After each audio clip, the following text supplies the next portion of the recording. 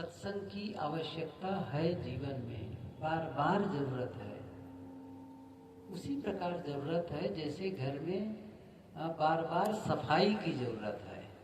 आप माताएं जानती हैं और आप लोग भी जानते हैं कि घर में झाड़ू लगती है, और आजकल जिस प्रकार ये हवा चलती है और गर्मी का मौसम आता है तब तो ज़्यादातर घर में धूल आ जाती है। और मैंने देखा है जहाँ से चारों तरफ से बंद रहता है वहाँ भी धूल पहुँच जाती है। आप देखे होंगे ना, इतने बारीक कण, कई बार ऐसे देखो सामान रखे हो, मोबाइल या कोई सामान, और ऊपर से मैं तो कई बार देखता हूँ तो मेरा चश्मा का जहाँ रखने का पेस्ट डिब्बा होता है ना, उसके ऊपर धूल जम जाती है। मैंने कहा कमाल है, जो टेबल मेरे सामने होते हैं रोज पोंछता हूँ, 2 बार 3 बार धूल आती है। घर रहने लायक कब होता है? जब बराबर सफाई होती रहे। कपड़े पहनने लायक कब रहते हैं? जब बराबर धुलाई होती रहे। धुलाई न करो और कहे इस कपड़ा को पहनो, 2 महीना तक पहनते रहो, तब कोई पागल ही पहन सकता है बाकी तो मुश्किल है पहनना, है ना। और कपड़े की धुलाई, शरीर, घर की सफाई, वैसे ही शरीर की भी सफाई। अब तो गर्मी शुरू हो गई है, काम से लौटोगे तो क्या होगा, एक बार और नहा लो, क्योंकि रास्ते गया तो पसीना आ गया, धूल आ गई। बिना नहाए रात में चैन नहीं मिलता है, चैन नहीं मिलता, ऐसा लगता है जैसे बेचैनी सी है। अब देखो इसकी आवश्यकता है। तो वो शरीर कब अच्छा लगता है? जब साफ सुथरा हो। कपड़े कब अच्छे लगते हैं? जब साफ सुथरे हों। और मकान कब अच्छा लगता है? मकान भी साफ सुथरा हो, है ना। और बर्तन, सबके लिए वही बात है। कौन सा बर्तन? साफ सुथरे बर्तन। जीवन कैसा होना चाहिए? जीवन भी साफ सुथरा होना चाहिए, है ना। लेकिन बाहर की तो बहुत लोग चिंता कर लेते हैं, मेरा घर चमकना चाहिए, और चमकना भी चाहिए, गलत नहीं है। कपड़े भी रोज प्रेस किए हुए होना चाहिए, ऐसे कपड़े नहीं पहनूंगा। धुलाई भी हो और धुलाई के साथ साथ में प्रेस किया हुआ हो, वो कपड़े पहनने में अच्छे लगते हैं। तो जीवन की भी तो चिंता कर लेनी चाहिए, क्योंकि आप ही हैं जो कपड़ा का उपयोग करते हैं, आप ही हैं जो बर्तन का उपयोग करते हैं, आप ही हैं जो मकान का उपयोग करते हैं। और आप कैसे हैं, ये भी तो ध्यान रखना है।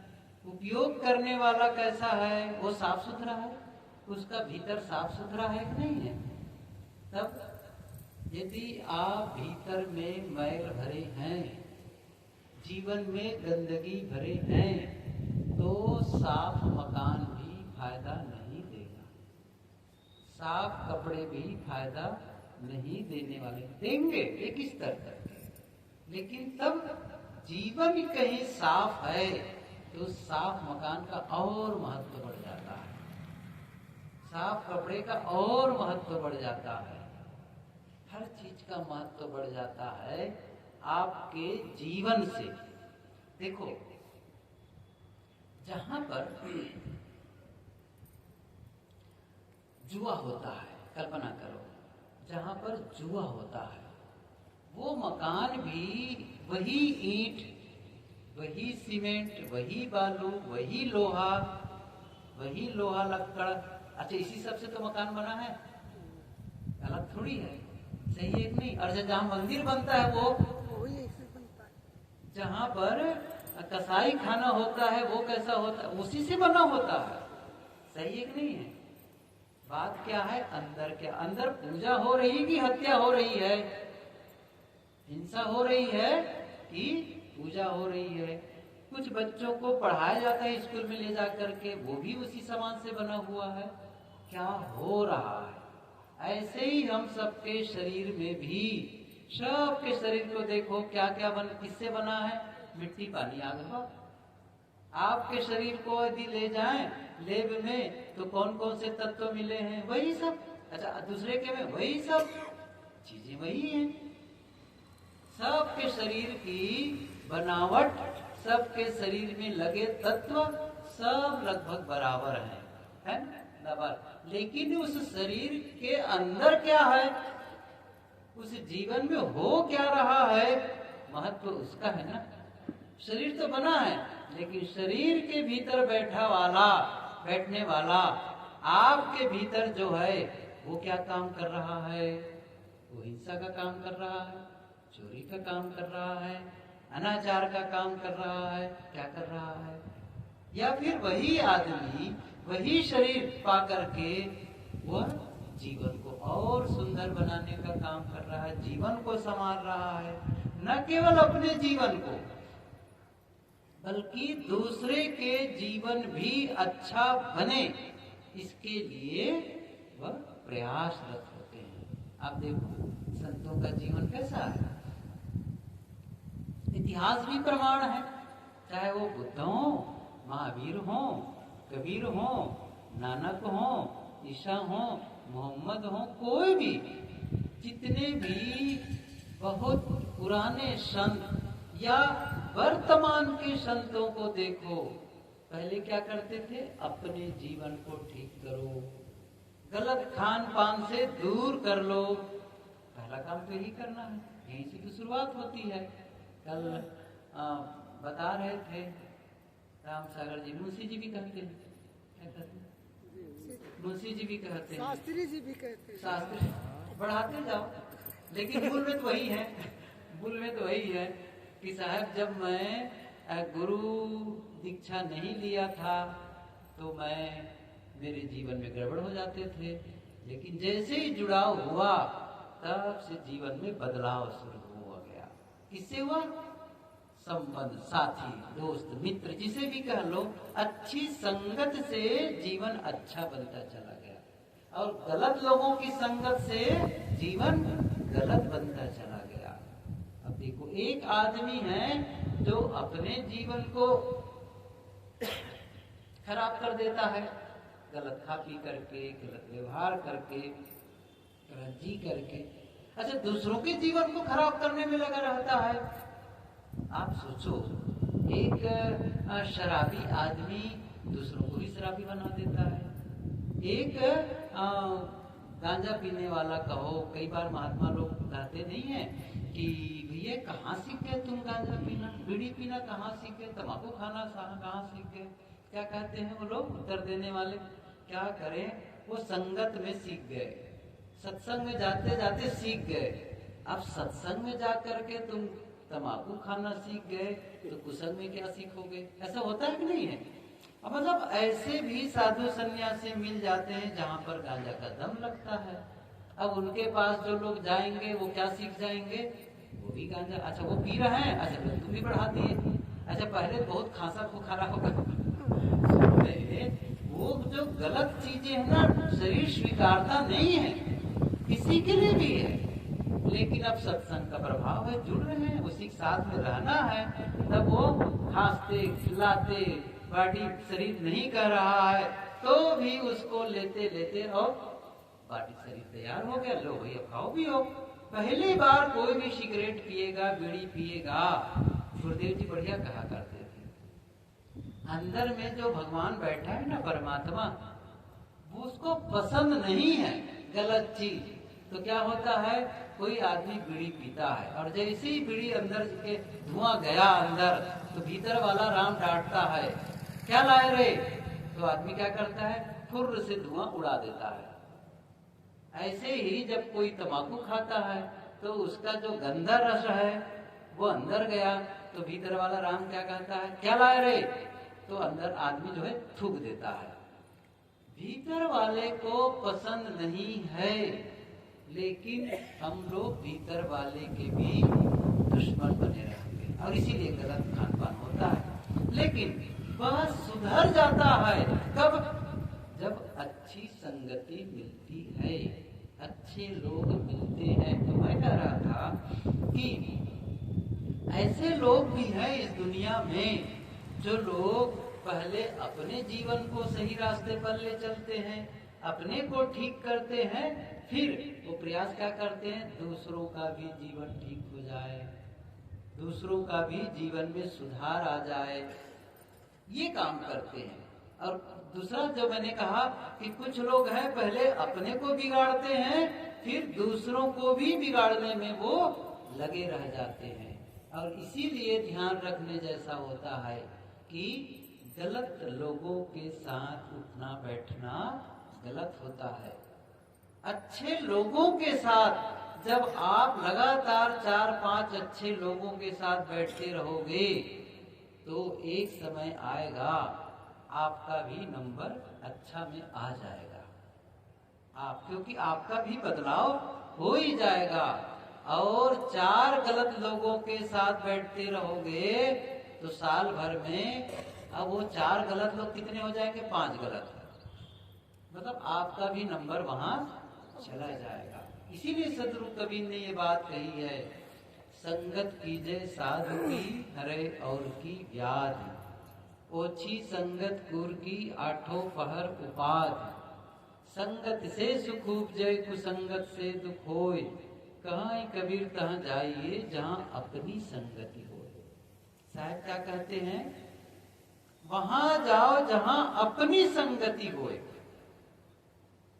कुसंग से दुख होता है, सत्संग से सुख मिलता है, इसलिए कहाँ जाना चाहिए, कहाँ ही कबीर तहाँ जाइए जहां अपनी संगति होए। अपनी संगति का क्या मतलब है, अपनी संगति का मतलब है जहां जाकर के अपने को शांति मिले, सुकून मिले, जीवन के लिए सही रास्ता मिले, सीख मिले। एक आदमी किसी बात को लेकर के उलझा हुआ है, डिप्रेशन में है, अवसाद में है, और किसी के पास गया तो उसका उलझन खत्म हो गया। समझ रहे हैं ना, उसका उलझन कम हो गया। क्या मतलब है, इसका मतलब अच्छी संगति है। उसकी अवसाद, उसका डिप्रेशन, उसकी समस्या, उसको समाधान मिल गया, वही तो अच्छी संगति, अपनी संगति है। और जहां गए और उलझन बढ़ गई, और समस्या बढ़ गई। जैसे किसी डॉक्टर के पास जाओ और बीमारी बढ़ जाए, आप कहेंगे भैया डॉक्टर ठीक नहीं है, तो क्या करते हैं आप लोग, डॉक्टर बदल देते हैं। तो कोई डॉक्टर बदल देता है तो ऐसे लोगों को भी बदल दो जो आपके जीवन को गड़बड़ कर रहा है। सही है ना। अब वो ध्यान रखना है कि किसके पास जाने से मेरे जीवन की समस्या का समाधान होता है, मेरा उलझन ठीक होता है, कम हो जाता है, खत्म हो जाता है, और मेरा जीवन की जो स्तर है, मेरा जीवन का जो स्तर है, क्वालिटी है, वो कैसा है। आप कोई भी सभ्य आदमी को पूछ लो, 5 सभ्य लोगों से बात कर लो, भैया ये बीड़ी पीना सीखे कि नहीं है, सभ्य आदमी क्या कहेगा, अरे बिल्कुल गलत चीज है। समझ, वो उदाहरण बता रहे हैं। अच्छा वो नहीं बता रहे, आपके घर वाले भी तो बता रहे हैं।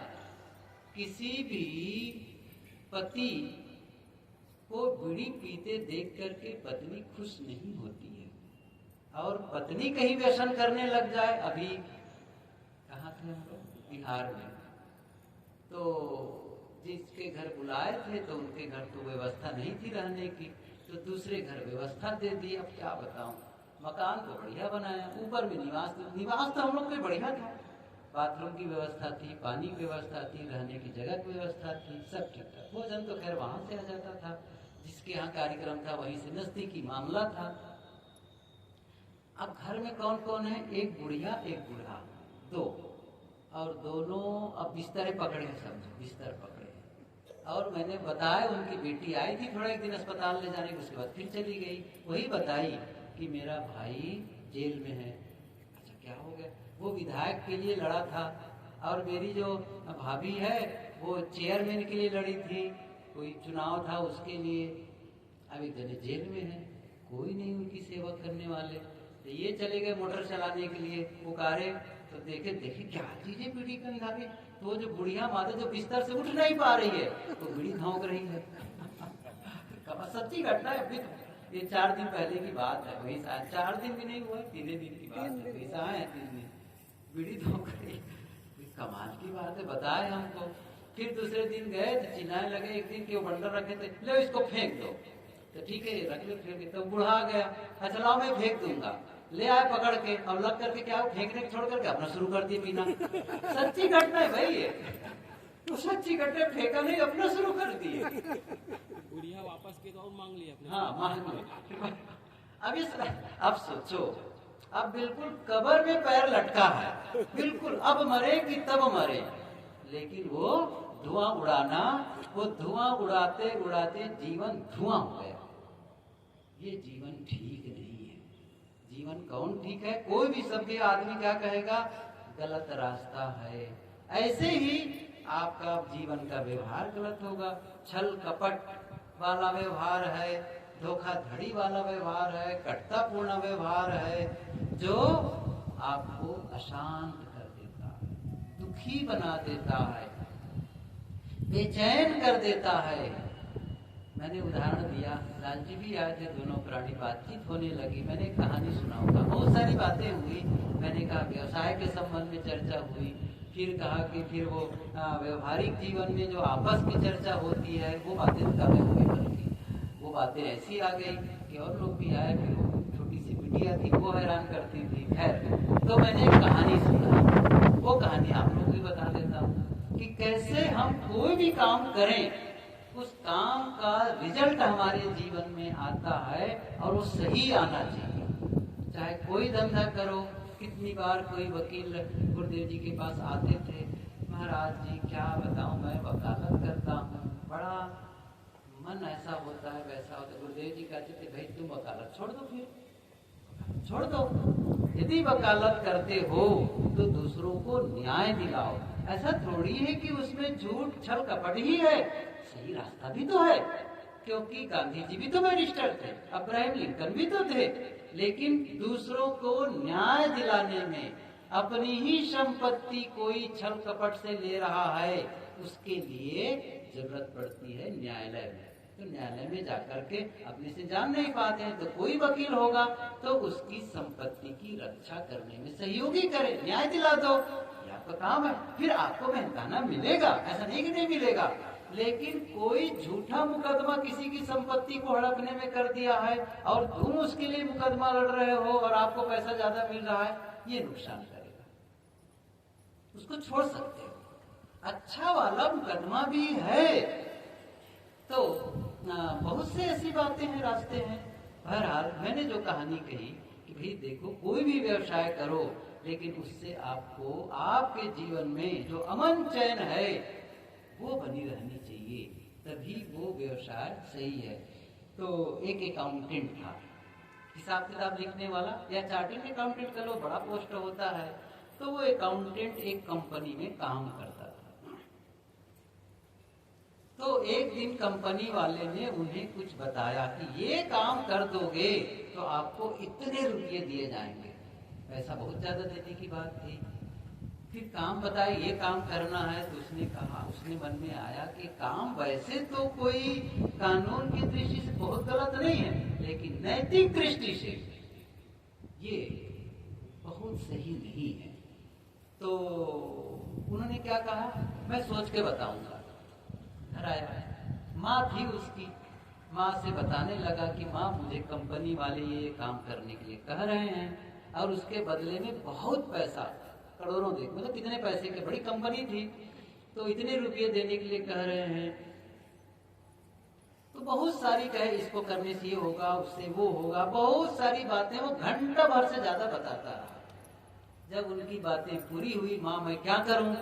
उसकी माँ ने कहा, बेटा ये तुमने जितनी बातें कही ना घंटा डेढ़ घंटा से, ये मुझे कुछ समझ में नहीं आया, लेकिन मैं एक बात कहना चाहती हूँ कि मैं जब सुबह तुम्हें बिस्तर पे जगाने आती हूँ, तुम गहरी नींद सोए रहते हो और मैं जगाती हूँ। मैं नहीं चाहती कि मैं तुम्हें जगाने सुबह आऊं और तुम जागते हुए मिलो, जागते हुए मिलो, बाकी तुम जानो क्या करना है।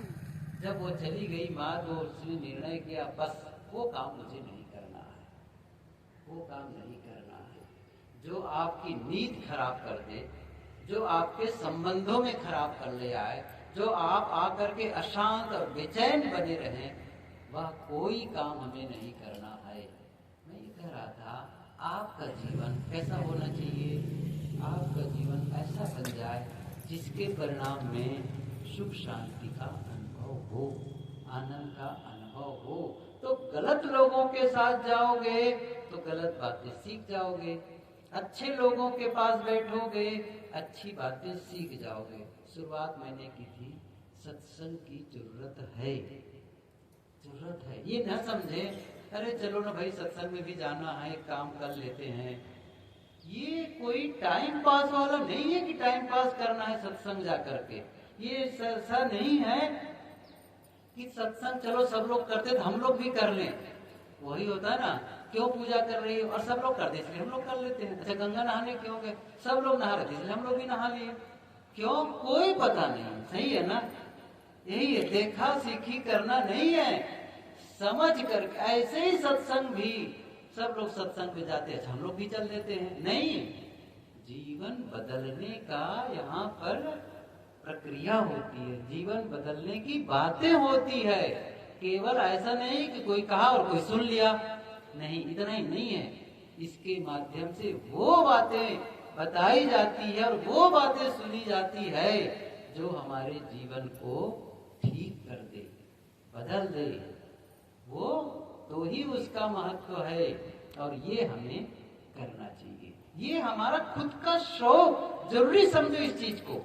जैसे आपको भोजन जरूरी लगता है, कपड़े जरूरी लगते हैं, रिश्तेदारी में कोई काम है तो जाना जरूरी लगता है, घर का काम उतना ही जरूरी है, उतना ही जरूरी। जब इसको मानेंगे तब फिर समय निकल जाएगा, निकल जाएगा। ऐसा नहीं है क्या बताएं समय नहीं मिल रहा, निकल जाएगा।